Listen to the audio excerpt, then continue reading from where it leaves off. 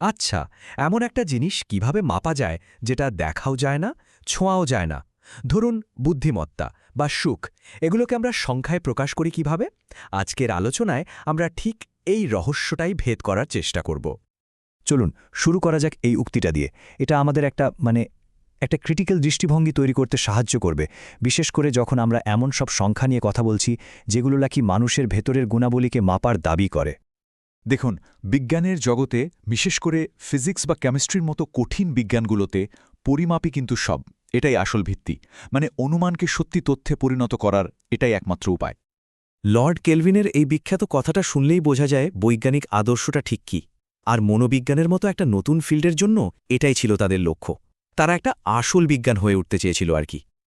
তো পরিমাপের এই গোল্ড স্ট্যান্ডার্ড জিনিসটা আসলে কি? এটাকে বলে ক্লাসিক্যাল মেজারমেন্ট। এখানে সবচেয়ে গুরুত্বপূর্ণ শব্দটা হলো আবিষ্কার। ভাবুন তো একটা রুলারের কথা। আপনি কিন্তু একটা টেবিলের দৈর্ঘ্য নিজে থেকে ঠিক করে দেন না, তাই না? আপনি একটা একক, যেমন মিটার বা ইঞ্চির সাথে তুলনা করে সেটার আসল দৈর্ঘ্যটা আবিষ্কার করেন। মানে বাস্তব জগতের একটা অনুপাত খুঁজে বের করা হচ্ছে। আর ঠিক এখানেই আমাদের মূল গল্পটা শুরু হচ্ছে। পরিমাণগত মনোবিজ্ঞানের জন্ম আর তার সাথে নেওয়া একটা, বলা যেতে পারে একটা বিশাল বড় বাজি বা জুয়া। আসুন পরিচয় করা যাক গুস্তাভ ফেকনারের সাথে। বলা হয় তিনি এই আন্দোলনের শুরুটা করেছিলেন। সালটা ছিল 1860। ওনার একটা বিরাট স্বপ্ন ছিল। স্বপ্নটা হলো মানুষের মনকে ঠিক ততটাই নিখুঁতভাবে মাপা, যতটা নিখুঁতভাবে আমরা বাইরের দুনিয়ার জিনিসপত্র মাপি। বেশ বড় একটা লক্ষ্য, তাই না? কিন্তু সমস্যাটা শুরু হলো ঠিক এখানে। দেখুন, ফিজিক্সে কি হয়? প্রথমে প্রমাণ করতে হয় যে কোনো একটা জিনিস, যেমন ধরুন দৈর্ঘ্য, আসলেই পরিমাণগত। মানে সেটার এমন একটা গঠন আছে যে যোগ, বিয়োগ বা তুলনা করা যায়। এটা প্রমাণ হওয়ার পরেই না সেটা মাপার যন্ত্র বানানো হয়। ফেকনার কি করলেন? উনি প্রথম ধাপটাই লাফ দিয়ে পার হয়ে গেলেন। উনি স্রেফ ধরে নিলেন যে মানুষের অনুভূতি বা আবেগের মতো জিনিসগুলো পরিমাণগত, আর সাথে সাথেই মাপার চেষ্টায় লেগে পড়লেন। আর এটাই ছিল, বলতে পারেন, পুরো কাঠামোর গোড়ায় প্রথম ফাটল। তো এই যে একটা বড় ধাপ এড়িয়ে যাওয়া হলো, এটা কিন্তু কারো চোখে এড়ায়নি। আর এখান থেকেই জন্ম নিল এক বিরাট দার্শনিক বিতর্ক, যা আমাদের আজকের গল্পের মূল কেন্দ্রবিন্দু। বিতর্কটার মূলত দুটো পক্ষ ছিল। একদিকে ছিলেন থর্নডাইকের মতো সাইকোলজিস্টরা।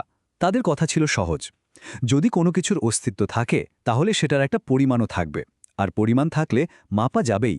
আর অন্যদিকে ছিল কোয়ান্টিটি অবজেকশন বা পরিমাণের আপত্তি। এই ধারণাটা এসেছিল মূলত দার্শনিক কান্টের চিন্তা থেকে। তাদের যুক্তি ছিল, মন হলো গুণের জগৎ, পরিমাণের নয়। মানে আপনি যেভাবে উচ্চতা মাপেন সেভাবে তো আর সুখ মাপতে পারেন না। আর বিশ্বাস করুন, এটা কোনো মামুলি বিতর্ক ছিল না। ইম্যানুয়েল ক্যান্টের মতো একজন হেভিওয়েট দার্শনিক এর বিপক্ষে যুক্তি দিয়েছিলেন। তার কথা ছিল, মানসিক ব্যাপারগুলো তো শুধু সময়ের মধ্যে ঘটে, কোনো জায়গার মধ্যে তো নয়। তাই এখানে গণিত খাটবে কি করে? তার মতে সাইকোলজি বড়জোর আত্মার একটা বর্ণনা দিতে পারে, কিন্তু ফিজিক্সের মতো আত্মার বিজ্ঞান হয়ে উঠতে পারবে না। তো এই তর্ক-বিতর্ক চলল কয়েক দশক ধরে, কোনো সমাধানই আসছিল না। আর ঠিক তখনই গল্পে একটা জবরদস্ত টুইস্ট এলো।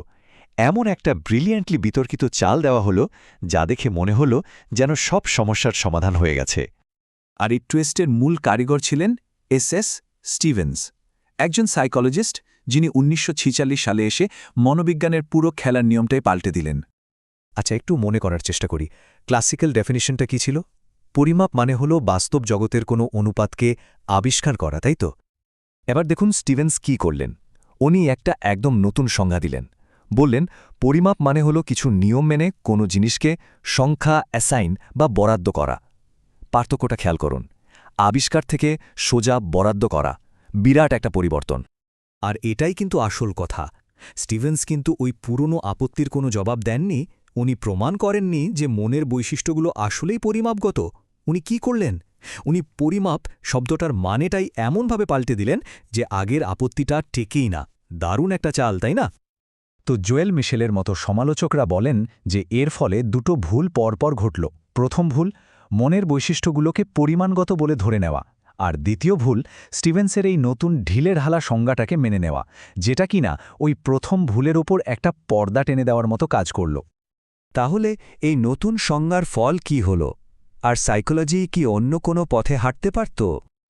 স্টিভেন্সের দেওয়া সংজ্ঞাটা একরকম ধর্মগ্রন্থের মতো হয়ে গেল, আর এই নতুন অনেক সহজ সংজ্ঞার উপর ভর করে কোয়ান্টিটেটিভ সাইকোলজিতে যেন একটা বিস্ফোরণ ঘটল। হুট করে ইন্টেলিজেন্স, পার্সোনালিটি, অ্যাংজাইটি সবকিছুর জন্য টেস্ট বানানো শুরু হলো, আর সেগুলোর স্কোরকে মেজারমেন্ট বা পরিমাপ বলা হতে থাকলো। আর ওই যে কঠিন দার্শনিক প্রশ্নগুলো, ওগুলো সব একপাশে সরিয়ে রাখা হলো।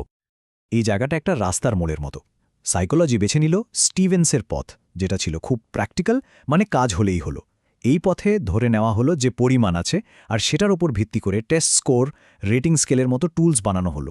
আর যে পথটা ছেড়ে দেওয়া হলো সেটা ছিল আরও বেশি সায়েন্টিফিক। ওই পথে গেলে আগে পরীক্ষা করে দেখা হতো যে বুদ্ধিমত্তার মতো জিনিসগুলো আসলেই পরিমাণগত কিনা। এর জন্য কনজয়েন্ট মেজারমেন্ট থিওরির মতো কঠিন সব পদ্ধতি ছিল।